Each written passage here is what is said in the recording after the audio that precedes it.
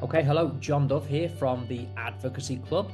We've just had the May session of the Legal Advocacy Club, and tonight our members have been focusing or performing the application to set aside default judgment. So this is a piece of advocacy that's performed fairly regularly by junior members of the profession all the way through to quite senior members. So even as a trainee solicitor or pupil barrister, you could be expected to perform this piece of advocacy.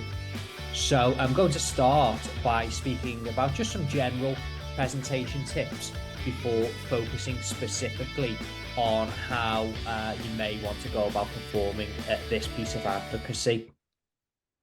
So the thing with the application to set aside default judgment, quite often you might find that you are in district judges' chambers, so you won't even be standing up in many circumstances for this piece of advocacy.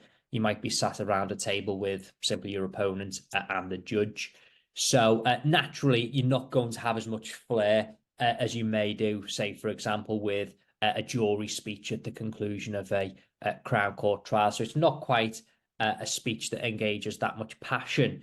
But nevertheless, you still don't want to make the speech boring. So you still want to think about how you keep it entertaining, and you don't want your judge nodding off effectively. So the key thing is you don't want to be speaking with a monotone voice throughout. Still try and vary your pitch and pace. And crucially, speak slowly. I say this all the time, but speaking slowly is so important for advocacy. 100 to 120 words a minute is about right. And it's important because it makes it easy for the judge to follow what you're saying, particularly if the judge is taking notes. And also, those that speak slowly appear more confident. I know I say this all the time, but it really is one of the fundamentals of advocacy. And secondly, there's not necessarily anything wrong with having a script per se, but just ensure that you're not reading sort of verbatim and you're absolutely note tied to the point that your head is down and you're looking at your desk, or you very obviously reading side to side if you're on a computer screen. So at the very least, know your material, practice to the point that you're not tied to that script. So that way you've got a bit of rapport, you can make eye contact with the judge. And once again, that adds to your credibility and your persuasion. And the last sort of piece of advocacy advice before I focus on the specific tips for this piece of advocacy is to keep it simple. You know, once again, I probably say this fairly regularly, but there's often a temptation to try and throw in convoluted language, more complex language when it's not necessarily needed. Don't use 10 words when 5 will do.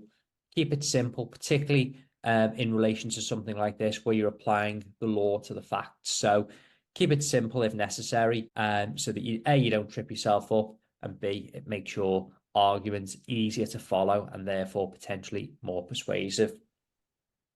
So in terms of the application to set aside default judgment itself, in terms of the structure, like anything else, you're generally going to have an introduction, a sort of main body, if you will, and then a conclusion. So at the outset, of course, may it please the court, start with your general salutation. It's always courteous to ask the judge whether they have had all of the papers in relation to the case. The bundle's been filed in advance, ask them if they have the full bundle. And secondly, whether the judge has had the opportunity to read the bundle. More often than not, the answer to both questions is yes, but it's just nice and courteous to ask the question. And secondly, it means that without doubt that the judge has actually read all of the papers and knows what the case is about.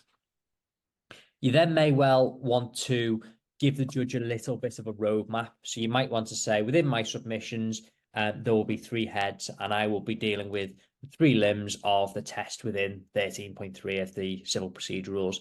Really simple, but just a bit of a roadmap to tell the court where you're going with the submissions. You're then going to jump into the main body itself, and the bulk of it is effectively dealing with the 3 elements of this test.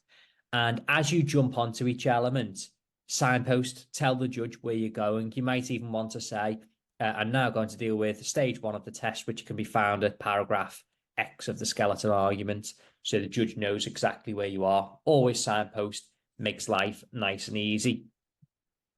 So obviously step 1 deals with the merits element of this test. So What you need to show in relation to this is that you've got a case that's more than merely arguable. That's what the case law says, and that's what we need to show.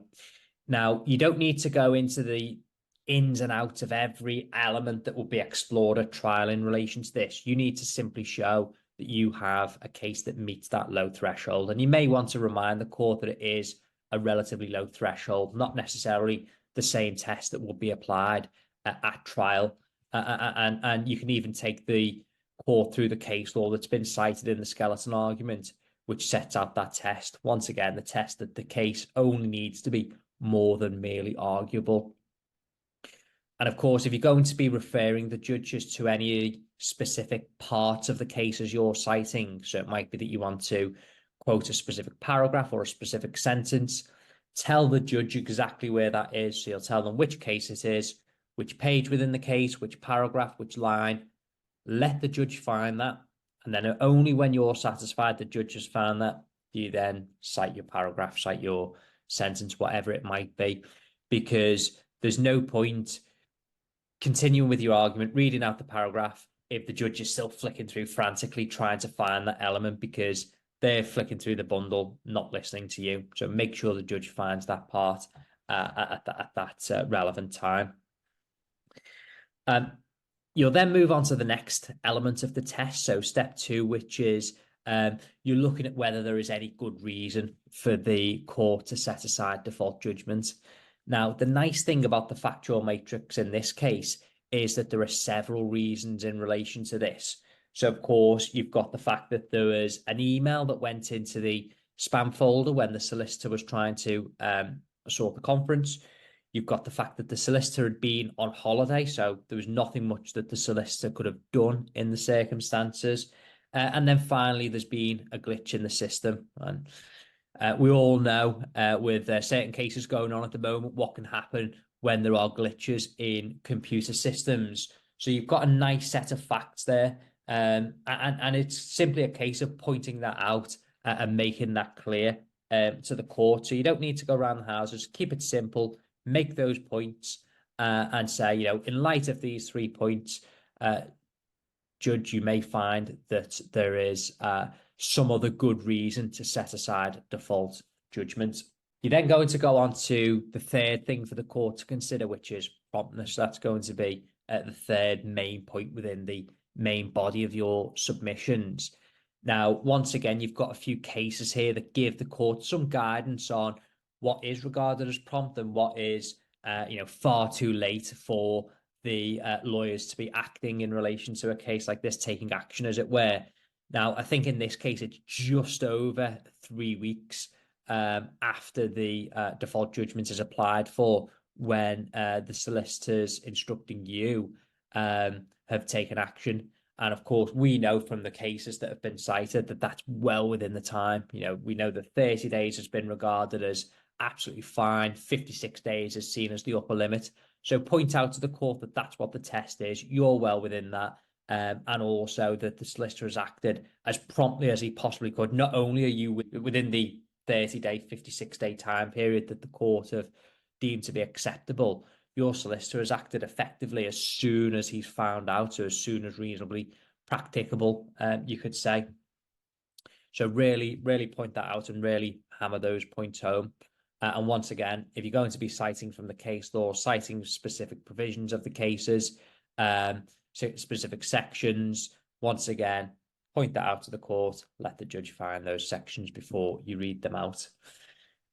You're then going to move on to a bit of a conclusion. And once again, keep it nice and simple, just effectively in a short sentence or two, repeat the main part of your submissions, those 3 points that you've made, and then a nice, quick, simple sentence to finish. In light of my submissions, I would invite you, judge, to set aside default judgment.